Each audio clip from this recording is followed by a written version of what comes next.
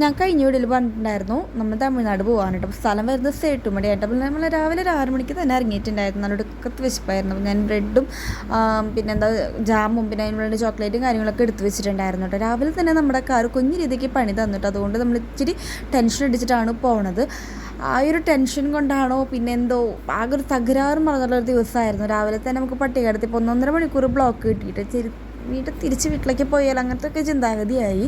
പിന്നെ നമ്മൾ കൊല്ലങ്കോടൊക്കെ എത്തിയപ്പോൾ ഞാൻ പറഞ്ഞല്ലോ കാറ് ചെറിയ രീതിക്ക് പണിത്. വേറെ ഒന്നുമല്ല, ബാറ്ററി ഇച്ചിരി ലോ ആയിട്ട്. അപ്പോൾ നമ്മൾ ബാറ്ററി നമ്മൾ മാറ്റിയിട്ട് അപ്പോൾ ഒരു ഗ്യാപ്പിൽ തന്നെ കുറച്ച് സ്നാക്സും കാര്യങ്ങളും ചായയൊക്കെ മേടിച്ച് കുടിച്ചു കേട്ടോ.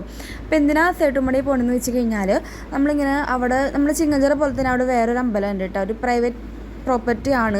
അവിടെ പോയിട്ട് ഇങ്ങനെ ആടിനെ കോഴീനൊക്കെ ഇങ്ങനെ അറുത്തിട്ട് നമ്മൾ ഭക്ഷണം കഴിക്കില്ല. അപ്പം നമ്മളല്ല കേട്ടോ, നമ്മുടെ ഒരു ഫാമിലി ഫ്രണ്ടാണ് അങ്ങനെ വിചാരിച്ചത്. അപ്പം നമ്മളെയും കൂടി വിളിച്ചപ്പോൾ നമ്മളെന്തായാലും ഈ ഒരു സേട്ടുമടി ഭാഗം നമ്മൾ കണ്ടിട്ടില്ല കേട്ടോ. അപ്പോൾ ഒന്ന് കണ്ടിട്ട് വരാമെന്നാണ് വിചാരിച്ചത്.